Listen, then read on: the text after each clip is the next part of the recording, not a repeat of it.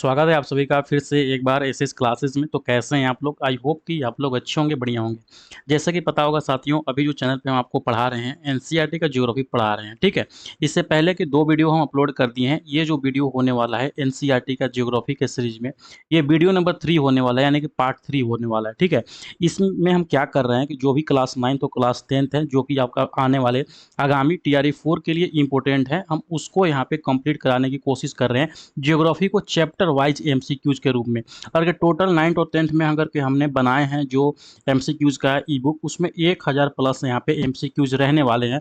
वही आपको यूट्यूब पर भी मैं आपको करा रहे हैं। इससे पहले की वीडियो में, जिसका प्लेलिस्ट मैं इस वीडियो के बाद में बना दूंगा, उसमें भारत का आकार और स्थिति क्लास 9 के ज्योग्राफी से और दूसरा चैप्टर भारत का भौतिक स्वरूप, इसको हमने पढ़ा दिए थे। तो आज जो हम ये क्लास लेने वाले हैं वो लेने वाले हैं चैप्टर नंबर 3, जिसका नाम है अपवाह, यानी कि भारत में जो रिवर सिस्टम है आपका एनसीईआरटी में क्या कुछ वहाँ पे चैप्टर्स में दिए गए हैं और क्या कुछ एमसीक्यूज बन गए हैं, कंप्लीट हम इस वीडियो में यहाँ पे देखने वाले हैं, ठीक है। क्लास 9th का चैप्टर नंबर 3 आइएगा, जिसका नाम है ज्योग्राफी का अपवाह तंत्र, यानी कि इसमें आपको स्पेशली रूप से भारत में जो नदियां हैं उसके बारे में यहाँ पे पढ़ने को मिलती है। जो सबसे पहला क्वेश्चन है आज का, यहाँ पे देख सकते हैं आप लोग, निम्नलिखित में से कौन सा मीठे पानी का झील है। ऑप्शन दिया गया है। पहले की वीडियो में क्या हुआ था साथियों कि मैं यहाँ पे साथ में ही आंसर भी दे दिया था, जिससे कि आप लोग में से बहुत सारे लोग हमको कॉमेंट सेक्शन में बताएं या मैसेज भी किए कि वहाँ पे आप आंसर नहीं दीजिए। इसीलिए अब जो भी वीडियोज आएंगी वहाँ पे आपका आंसर नहीं रहेंगे, केवल और केवल आपका यहाँ पे क्वेश्चंस रहेंगे। इस सवाल को जल्दी से आप कमेंट सेक्शन में जवाब दे दे। चलिए मैं आपको बता दूं कि कौन से मीठे पानी का झील है। डल झील, वुल्लर झील, भीमताल झील और उपयुक्त में से सभी। इसका जो राइट उत्तर हो जाएगा उपयुक्त में से सभी। जितने भी आप ऑप्शन देख रहे हैं ये सारा का सारा यहाँ मीठे पानी का झील है। जो डल झील है वो जम्मू कश्मीर के यहाँ पे श्रीनगर में स्थित है। आप लोग ये अच्छे से याद रखिएगा, ठीक है। अगला आता है वुल्लर झील। वुल्लर झील साथियों यहाँ पे ये भी जम्मू एंड कश्मीर में स्थित है। और याद रखिए कि भारत का सबसे बड़ी मीठे पानी का झील है। क्या हम लिख देते हैं यहाँ पे, भारत की सबसे बड़ी मीठे पानी का झील। आप लोग इसको भी अच्छे से यहाँ पे याद रखिएगा, ठीक है।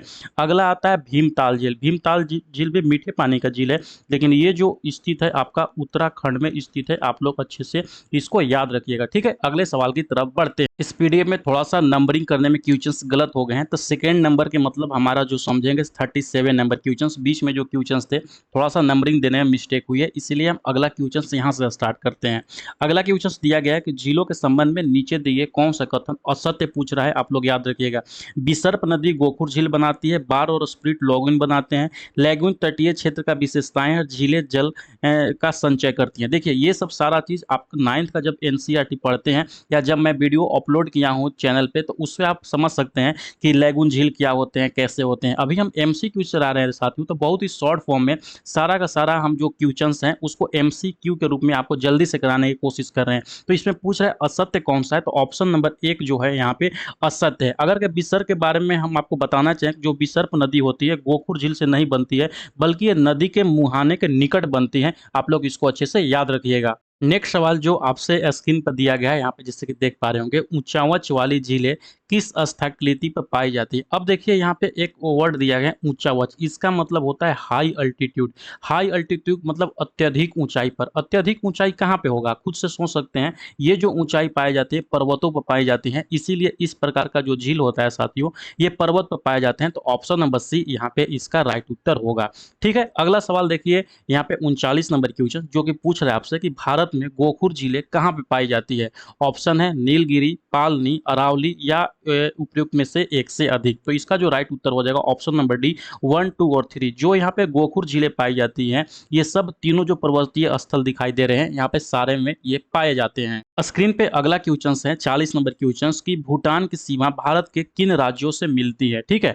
याद रखिएगा जो भूटान की सीमा है भारत के 4 राज्यों से मिलती है। 4 राज्य कौन कौन से हैं, पहला है सिक्किम, दूसरा यहाँ पे असम, पश्चिम बंगाल और जो चौथा राज्य है आप लोग याद रखिएगा वो है अरुणाचल प्रदेश। तो ये जो 4 राज्य है साथियों, ये 4 राज्यों से भूटान का जो यहाँ पे क्षेत्र है यहाँ से लगता है।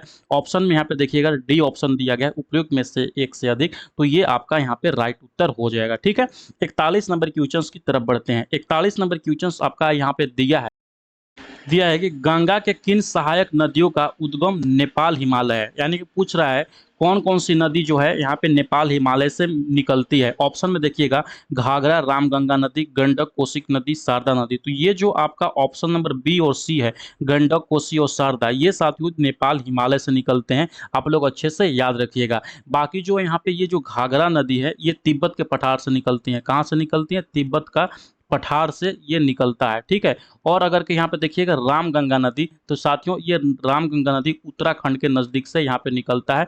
आप दोनों इसको भी अच्छे से याद रखिएगा। बाकी जो ये दो चीज़ें मैंने अभी बताएं, जो शारदा हो गए, गंडक हो गए, कोसी हो गए, ये सब जो निकलती हैं ये नेपाल हिमालय से होकर निकलते हैं। तो ऑप्शन नंबर यहाँ पे डी इसका राइट उत्तर हो जाएगा।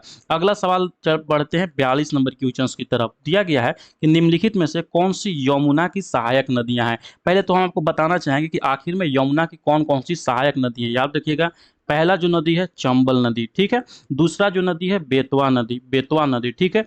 उसके बाद आप लोग याद रखिएगा केन नदी। कौन सा नदी? केन नदी। फिर एक आता है छोटी सिंधी नदी, छोटी सिंध नदी, ठीक है। ये भी आपका यमुना के सहायक नदी है। और एक और नदी है हिंडन नदी। ये जो नदी मैंने आपको बताया, ये जो है यमुना की सहायक नदी है। तो ऑप्शन में देखिएगा चंबल भी है, केन भी है, छोटी सिंधु भी है। तो इसका राइट उत्तर हो जाएगा उपयुक्त में से एक से अधिक हो जाएगा, ठीक है। अगला सवाल की तरफ बढ़ते हैं। अगला सवाल में जैसे ही आइएगा, यहाँ पे आपसे सवाल 43 नंबर क्वेश्चन जो है यहाँ से पूछ रहा है। 43 नंबर सवाल पूछ रहा है साथियों कि गंगा की सहायक नदियां कौन कौन सी है। आगे बढ़ने से पहले हम लोग को बताना चाहेंगे, जिनको भी इस पीडीएफ का नोट्स चाहिए या कोई भी TRE 4 के रिगार्डिंग SCRT NCRT का नोट्स चाहिए, तो हमारा एसएच क्लासेस का आप मोबाइल एप्लीकेशन डाउनलोड कर लीजिए, या तो फिर जो यहाँ पे नंबर दिखाई दे रहा है 9176 800 345 पर हमको व्हाट्सएप करके यहाँ पे सारा का सारा नोट्स ले सकते हैं। बाकी जो वीडियो देख रहे हैं चैप्टर वाइज, अगर के आपको MCQ चाहिए तो एप्लीकेशन से जाकर वहाँ से आप लोग ले सकते हैं। 43 नंबर यहाँ पे पूछ रहा है गंगा की सहायक नदी कौन कौन सी है? रामगंगा नदी, सोन नदी, वह गंगा नदी। तो सबसे पहले हमको गंगा की सहायक नदी के बारे में बता देते हैं। तो सबसे पहला याद रखिएगा यमुना नदी। कौन सा नदी? यमुना नदी। जो दूसरा नदी है आपको याद रखिएगा रामगंगा नदी। कौन सा? राम गंगा नदी, ठीक है। जो तीसरा नदी है घाघरा नदी है, घाघरा नदी है। फिर है गंडक नदी, यहाँ पे ये होता है गंडक नदी। और फिर जैसे ये कहता है कोसी, महानंदा और सोन नदी है। कौन सा नदी साथियों? कोसी, यहाँ पे याद रखिएगा महानंदा नदी, और यहाँ पे एक सोन नदी। ये जो सारा नदी के मैंने आपको नाम बताएं, ये गंगा की सहायक नदी है। और जो ऑप्शन नंबर सी आपको नजर आ रहा है वह गंगा नदी, ये जो सहायक नदी है, ये गोदावरी की सहायक नदी है, ठीक है। कौन सा? गोदावरी की सहायक नदी। तो यहाँ पे पूछ रहा है कौन सी गंगा की सहायक नदियां हैं, यानी कि ऊपर का जो ऑप्शन दिए गए हैं ये जो है आपका राइट उत्तर हो जाएगा ऑप्शन नंबर डी, ठीक है।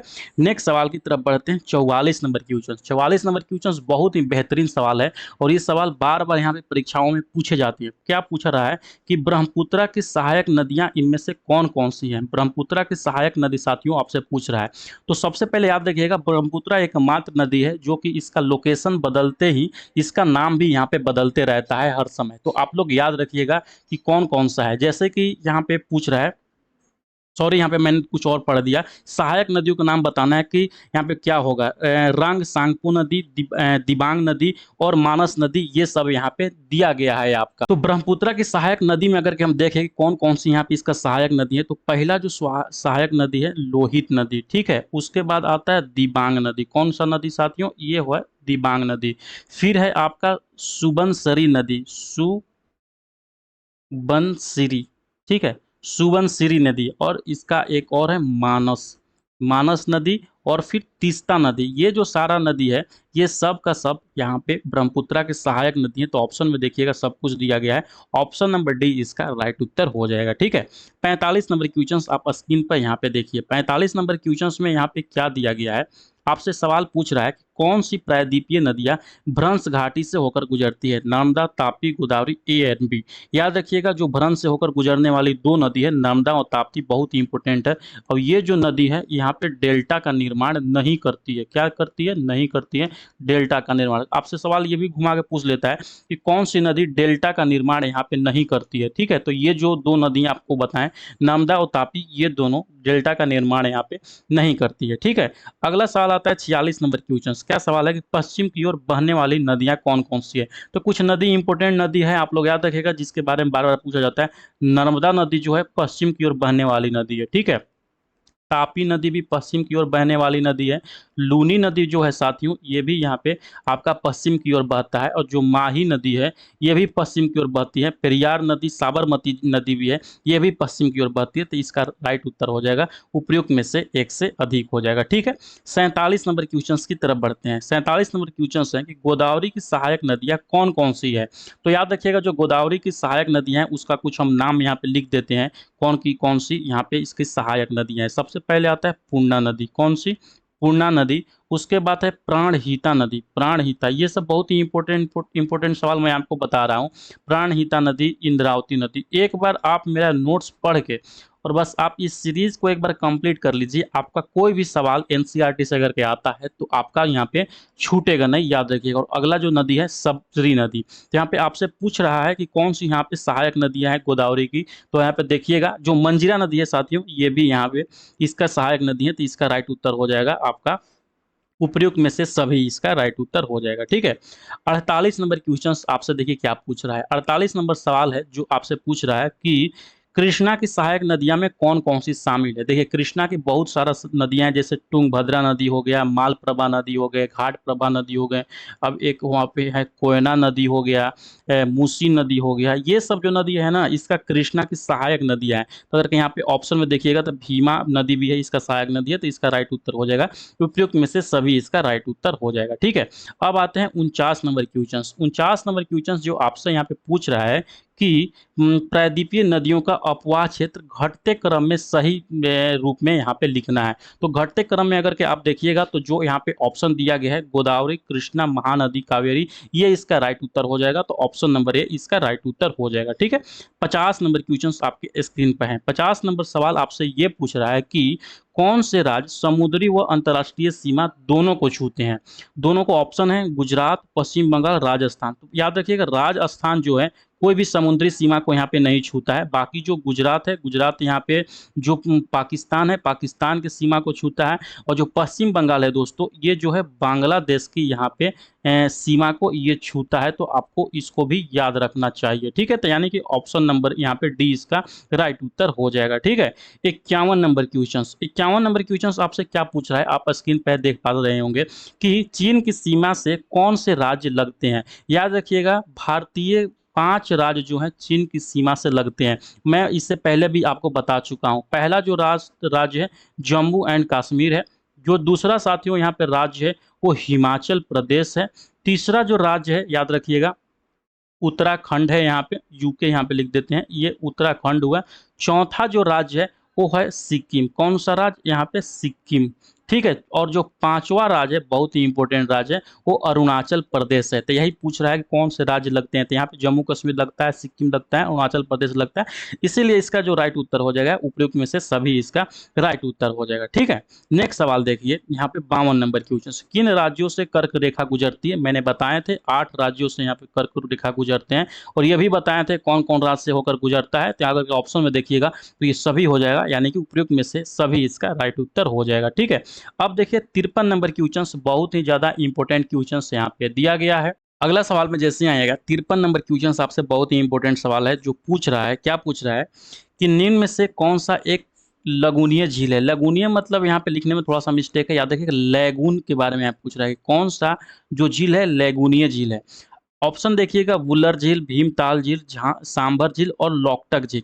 तो इसमें अगर के ऑप्शन नंबर सी साथियों यहाँ पे देखिएगा ना, तो ये जो ऑप्शन नंबर सी आपका दिया गया है सांभर झील, ये जो है आपका एक लैगूनीय झील है। ठीक है, तो यहाँ पे ये एक बहुत ही इंपॉर्टेंट चीज दिया गया है। ठीक है, आपको याद रहना चाहिए। ये यहाँ पे इसका राइट उत्तर हो जाएगा। ये जो है खारे पानी का झील है। किस पानी का? खारे पानी का। ठीक है, ये खारे पानी का झील है। और ये जो है ये राजस्थान में स्थित है। कहाँ पे? राजस्थान में ये स्थित है। आपको ये भी याद होना चाहिए। ठीक है, नेक्स्ट सवाल की तरफ बढ़ते हैं। 54 नंबर क्वेश्चन की तरफ बढ़ते हैं। 54 नंबर में जैसे ही आइएगा, आपसे सवाल पूछ रहा है, क्या सवाल आपसे पूछ रहा है कि गंगा नदी पर गांधी सेतु किस शहर में के पास है। अगर कि आप पटना में से बहुत सारे लोग यहाँ पे हमारा वीडियोस देख रहे होंगे तो आप तो ये चुटकी में बना सकते हैं कि गंगा नदी पर जो यहाँ पे सेतु बना हुआ है ये पटना में बना हुआ है। ऑप्शन नंबर बी इसका राइट उत्तर हो जाएगा। ठीक है, अगला सवाल है 55 नंबर क्वेश्चन के निम्नलिखित में से कौन सी नदी व्रंश घाटी से होकर बहती है। अभी थोड़ा देर पहले मैंने बताया जो यहाँ पे नर्मदा नदी है, ठीक है, नर्मदा नदी, और दूसरा जो है यहाँ पे तापी नदी। ये जो दोनों साथियों नदियों है ये जो होती है व्रंश से होकर गुजरती है, इसीलिए जो यहाँ है ये डेल्टा का निर्माण नहीं करती है। ठीक है, तो ऑप्शन में देखिए कहाँ पे दिया गया है, ऑप्शन नंबर ए में दिया गया है तापी नदी, तो इसका ये राइट उत्तर हो जाएगा। ठीक है, अगला सवाल है 56 नंबर क्वेश्चन। 56 नंबर क्वेश्चन में जैसे ही आइएगा यहाँ से पूछ रहा है कि प्रायद्वीपीय भारत की सबसे लंबी नदी कौन सी है। तो याद रखिएगा जो प्रायद्वीपीय नदी की सबसे लंबी नदी है ये गोदावरी नदी है। अब देखिए गोदावरी नदी ये भारत की दूसरी सबसे लंबी नदी है। यहाँ पे याद रखिएगा भारत की दूसरी सबसे यानी कि सेकेंड दूसरी सबसे लंबी नदी है। ठीक है, ये बहुत ही इंपॉर्टेंट चीज़ है। और साथ ही साथ जो गोदावरी नदी है दोस्तों, जैसे कि उत्तर भारत में गंगा नदी है, उसी तरह के प्रायद्वीपीय भारत यानी दक्षिणी भारत में देखिएगा तो जो गोदावरी नदी है सबसे लंबी नदी है, इसीलिए इसको दक्षिण का गंगा भी कहा जाता है। ठीक है, दक्षिण का गंगा, ठीक है, दक्षिणी गंगा, कहीं कहीं दक्षिण का गंगा मिलेगा, कहीं लिखा हुआ मिलेगा दक्षिणी गंगा। ये दोनों में आप लोग यहाँ पे कंफ्यूज नहीं है होइएगा, इसको बोलते हैं गोदावरी नदी को बोलते हैं। अगला सवाल 57 नंबर क्वेश्चन, हाल ही में ये क्वेश्चन जो है यहाँ पे भारत में ट्रेंड भी कर रहा था कि सिंधु जल जो समझौता है भारत और पाकिस्तान के बीच में जो हुआ था ये कब हुआ था। ये एनसीईआरटी बुक में दिया गया है और वर्तमान समय में जैसे कि पता होगा जो पहलगाम अटैक हुआ था उसके बाद से ये जो क्वेश्चंस है बहुत ही ट्रेंड कर रहा था। तो ये जो समझौता हुआ था याद रखिएगा ये जो हुआ था 1960 ईस्वी में हुआ था भारत और पाकिस्तान के बीच में, और ये जो समझौता कराया था विश्व बैंक ने कराया था। आपको ये भी जानकारी होनी चाहिए। ठीक है, अगला सवाल होता आता है 58 नंबर क्वेश्चन, जिसमें आपसे पूछा जा रहा है कि सिंधु जल संधि के अनुसार भारत को कितने प्रतिशत जल का उपयोग करने का अधिकार है। तो जब ये सिंधु जल समझौता 1960 के बीच में हुआ था जिसका मध्यस्थता विश्व बैंक ने किया था, मैंने आपको जस्ट बताया, इसके अनुसार भारत इस सिंधु जल का मात्र और मात्र 20% जल का ही यहाँ पे उपभोग कर सकता था। ऑप्शन नंबर डी देखिएगा इसका जो है राइट उत्तर हो जाएगा। ठीक है, अगला सवाल आता है 59 नंबर क्वेश्चन, आपका स्क्रीन पर दिया गया है कि सांभर झील किस राज्य में स्थित है। अभी जस्ट मैंने बताया जो सांभर झील है जो कि खारे पानी का झील है ये राजस्थान में स्थित है। ऑप्शन नंबर सी इसका राइट उत्तर हो जाएगा। ठीक है, अगला सवाल आइए 60 नंबर क्वेश्चन। 60 नंबर क्वेश्चन है कि ब्रह्मपुत्रा नदी को तिब्बत में किस नाम से जाना जाता है। अब देखिए ये सवाल ना बहुत ही बेहतरीन सवाल है। अभी ये सवाल पूछ दिया है और कुछ देर के बाद कुछ और सवाल भी पूछ सकता है, इसीलिए आपको ब्रह्मपुत्रा नदी के बारे में हर एक जानकारी होनी चाहिए। तो ब्रह्मपुत्रा नदी को अलग अलग जगह पे अलग अलग नामों से जाना जाता है, उस सारे नाम को हम आपको आज याद करवाएंगे। याद रखिएगा जो ब्रह्मपुत्रा नदी है इसको साथियों तिब्बत में क्या बोलते हैं, इसको सांगपो नदी बोलते हैं। कौन सा नदी, सांगपो नदी बोला जाता है। उसी तरह अगर कि आप चीन में जाइएगा तो चीन में ब्रह्मपुत्रा नदी को यहाँ पे जंगबो नदी बोला जाता है। क्या कौन सा नदी, जंगबो नदी बोला जाता है। ठीक है, फिर आता है अरुणाचल प्रदेश। अरुणाचल प्रदेश में जो ब्रह्मपुत्रा नदी है इसको दिहांग नदी के नाम से बोला जाता है। कौन सा नदी, दिहांग नदी। ठीक है, फिर आता है आपका असम। असम में जैसे ही आइएगा वहां पर यहाँ पे जो आपका ब्रह्मपुत्रा नदी है उसको ब्रह्मपुत्र के नाम से ही जानते हैं, ये आप लोग याद रखिएगा। फिर है आपका एक बांग्लादेश। बांग्लादेश वाला भी बार बार यहाँ पे पूछा जाता है क्योंकि ये दूसरा देश हो जाता है ना। तो बांग्लादेश में आपका ब्रह्मपुत्रा नदी को जमुना नदी के नाम से जाना जाता है। किस नाम से साथियों, जमुना नदी के नाम से। हमारे साथ आप रिपीट भी करते चलिए जल्दी आपको याद होगा, जमुना नदी के नाम से। ठीक है, नेक्स्ट आता है 61 नंबर क्वेश्चन। 61 नंबर क्वेश्चन जैसे ही आइएगा 61 नंबर में आपसे सवाल पूछ रहा है, क्या सवाल पूछ रहा है कि बुल्लर झील किस राज्य में स्थित है। तो याद रखिएगा मैंने आपको बताएं पहले ही कि जो बुल्लर झील स्थित है ये जम्मू कश्मीर में स्थित है और भारत की सबसे बड़ी मीठे पानी का झील है।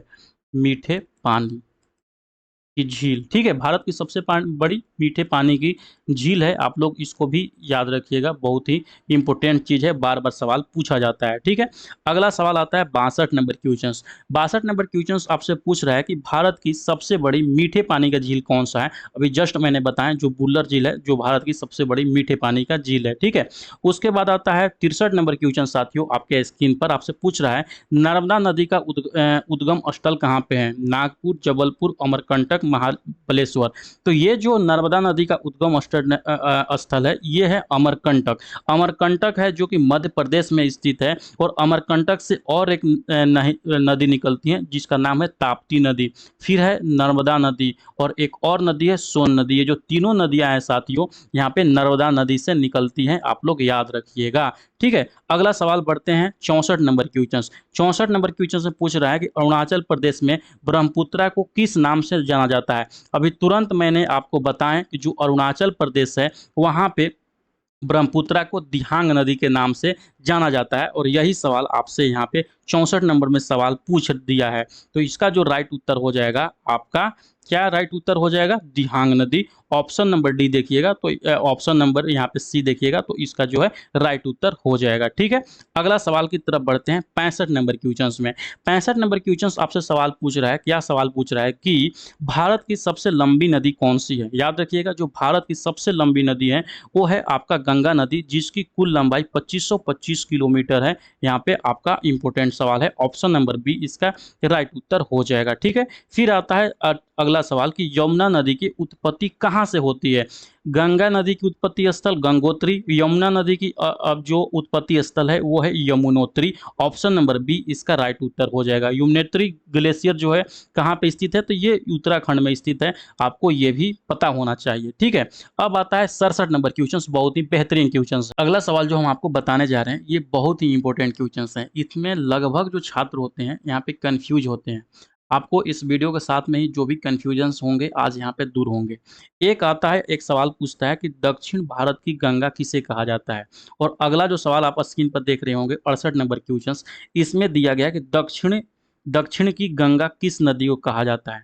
आप दोनों का वर्ड बाय वर्ड यहाँ पे समझ सकते हैं। एक में पूछ रहा है आपसे कि दक्षिण भारत की गंगा किसे कहा जाता है और एक में पूछ रहा है कि दक्षिण की गंगा किसे कहा जाता है। ठीक है, दोनों में आप कंफ्यूज नहीं होइएगा, दोनों अलग अलग क्वेश्चंस हैं और दोनों का जो यहाँ पे उत्तर भी होगा वो अलग अलग होगा। बहुत सारे लोग हैं दोनों को एक क्वेश्चन समझ के मार देते हैं और जब एग्जामिनेशन से बाहर वो निकलेंगे तो वहाँ पे उनका जो क्वेश्चंस होंगे गलत हो रखे होंगे। ठीक है, सबसे पहले देख लेते हैं पहला सवाल का जो कंफ्यूजन आप दूर कर लीजिए कि दक्षिण भारत की गंगा, यानी कि ये बोल रहा है कि दक्षिण भारत की गंगा किसे कहा जाता है। इस क्वेश्चन से आपको ये बात की समझने की जरूरत होगी, यानी कि गंगा का जो महत्व उत्तर भारत के लोगों के है, जैसे कि मानते आप जानते होंगे कि उत्तर भारत के लोग गंगा को यहाँ पे पवित्र नदी के रूप में मानते हैं।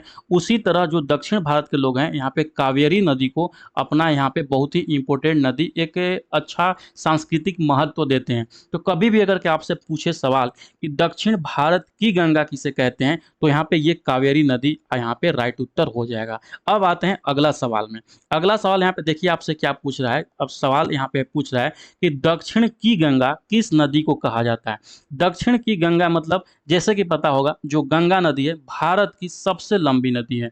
उसी तरह दक्षिणी भारत में यानी कि दक्षिण में गंगा की ही तरह कौन सी नदी है? यानी कि इसमें जो आपका राइट उत्तर हो जाएगा, याद रखिएगा, गोदावरी नदी हो जाएगा। ऑप्शन नंबर डी इसका राइट उत्तर हो जाएगा। आप ये दोनों सवाल जो है कभी भी कंफ्यूज नहीं होइएगा। एक पूछेगा दक्षिण की गंगा गोदावरी नदी, दक्षिणी भारत की गंगा आपका यहाँ पे कावेरी नदी हो जाएगा। ठीक है, आई होप इतना बातें समझ गए। अब आते हैं 69 नंबर क्वेश्चन। 69 नंबर क्वेश्चन तो आपसे पूछ रहा है कि गंगा कार्य परियोजना कब प्रारंभ किया गया था? आपका एनसीईआरटी बुक जब ओपन कीजिएगा तो उसमें आप बहुत ही बेहतरीन तरीका से देखिएगा, दिया गया है कि जो गंगा कार्य परियोजना स्टार्ट किया गया था 1985 ईस्वी में, इसको यहाँ पे स्टार्ट किया गया था। ठीक है, फिर आता है अगला सवाल। इस जो गंगा सफाई का काम करने के लिए जो 1985 में शुरू हुआ था, इसको बोला गया था गंगा एक्शन प्लान। आप इसको भी नहीं भूलिएगा। ठीक है, फिर आता है 70 नंबर क्वेश्चन कि इनमें से कौन सी नदी अरब सागर में यहाँ पे नहीं गिरती है? ठीक है, तो हम कुछ नदी के नाम यहाँ पे लिख दे रहे हैं। ये जो सब नदी होंगी ये अरब सागर में नहीं गिरेंगी, जैसे कि लूनी नदी हो गया। कौन सा नदी? लूनी नदी, साबरमती नदी। ठीक है, ये सब जो नदी हैं यहाँ पे अरब सागर में ये सब जो नदी का हम नाम लिख रहे हैं, ये सब नदी साबरमती नदी में गिरती है, ठीक है? अरब सागर में गिरती है, सॉरी मैं थोड़ा-सा साबरमती बोल दिया, ठीक है? इसको याद रखिएगा, लूनी नदी हो गया, साबरमती नदी हो गया, फिर है यहाँ पे माही नदी, ठीक? उसके बाद है यहाँ पे नर्मदा नदी, ठीक है?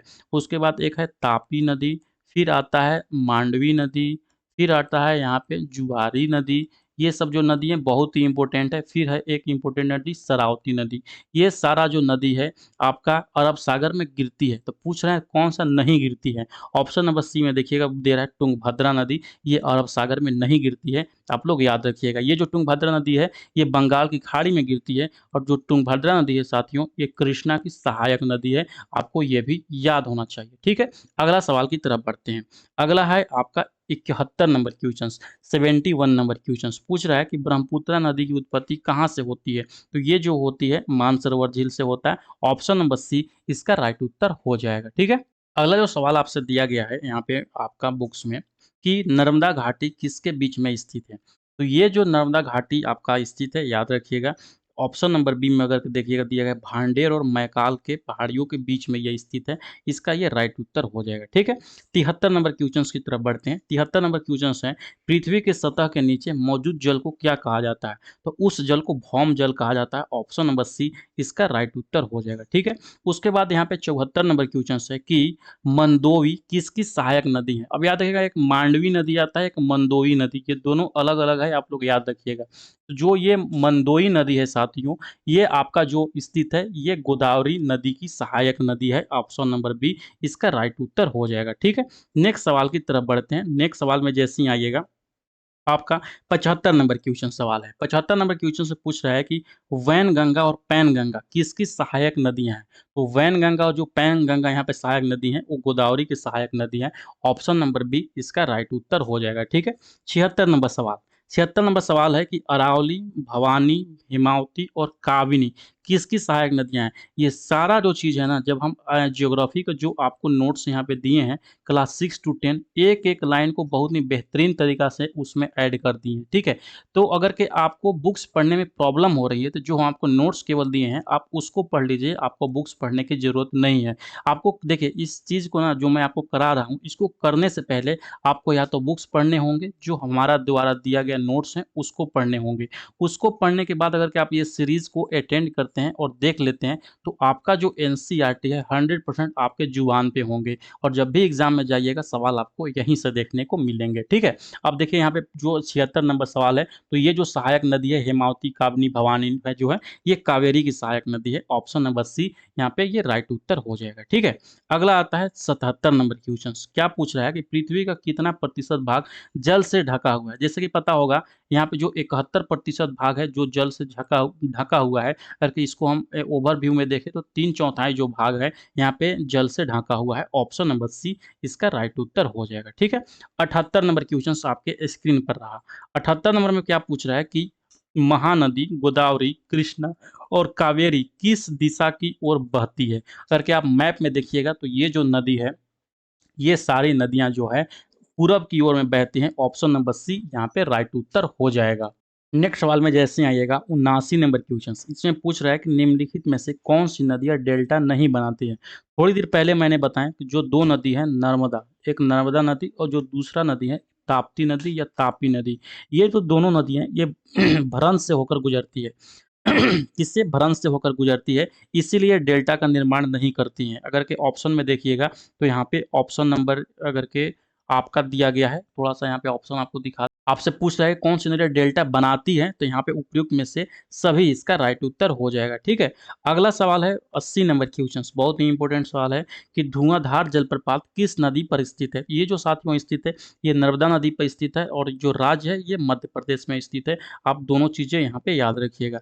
फिर आता है 81 नंबर क्वेश्चन कि नमामि देवी नर्मदे योजना किस राज्य सरकार ने शुरू किया था? ये जो शुरू किया था मध्य प्रदेश सरकार ने शुरू किया था और ये जो स्टार्ट किया था 2016 में स्टार्ट किया था। आपको इसको भी यहाँ पे ध्यान में रखना होगा। 82 नंबर क्वेश्चन है कि गर्मी में समुद्र तटबंधों से पहले नदी कई धाराओं में विभाजित हो जाती हैं, उनको क्या कहते हैं? तो उन धाराओं को वितरिका कहा जाता है। ऑप्शन नंबर बी इसका राइट उत्तर हो जाएगा, याद रखिएगा। ठीक है, फिर आता है 83 नंबर क्वेश्चन की, सुंदरवन किस प्रकार की वनस्पति के लिए प्रसिद्ध है? तो जो सुंदरवन है वहाँ पे मैंग्रोव के लिए ये प्रसिद्ध है, याद रखिएगा। और इसको जो सुंदरवन है साथियों, यहाँ पे यूनेस्को में ये शामिल धरोहर है, इसको 1987 ईस्वी में यहाँ पे यूनेस्को में शामिल किया गया था। ठीक है, और विश्व की सबसे बड़ी जो डेल्टा है सुंदरबन का डेल्टा के नाम से भी जाना जाता है, जो कि मध्य प्रदेश में यानी सॉरी यहाँ पे वेस्ट बंगाल में स्थित है। आपको ये भी जानकारी होना चाहिए। ठीक है, नेक्स्ट सवाल आता है अगला 84 नंबर क्वेश्चन की,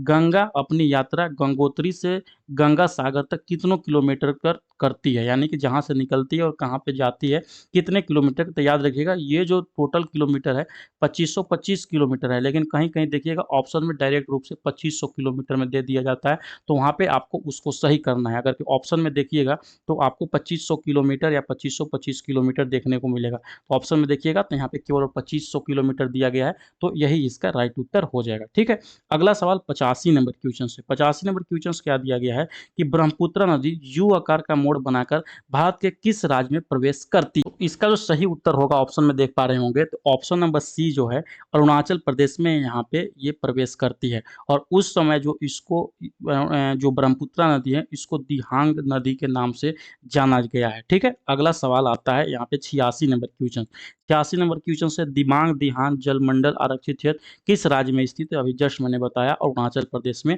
ये स्थित है। ठीक है, 87 नंबर क्वेश्चन है कि यमुना नदी गंगा के किस किनारे पर समानांतर में बहती है? तो ये जो समानांतर में बहती है दाएं में बहती है, ऑप्शन नंबर बी राइट उत्तर हो जाएगा। ठीक है, 88 नंबर क्वेश्चन है कि गोदावरी नदी का उद्गम स्थल कहाँ पे है? तो साथियों जो गोदावरी नदी का उद्गम स्थल है त्र्यंबक गांव में स्थित है, और ये जो है महाराष्ट्र में यहाँ पे स्थित है, आपको ये भी जानकारी होना चाहिए।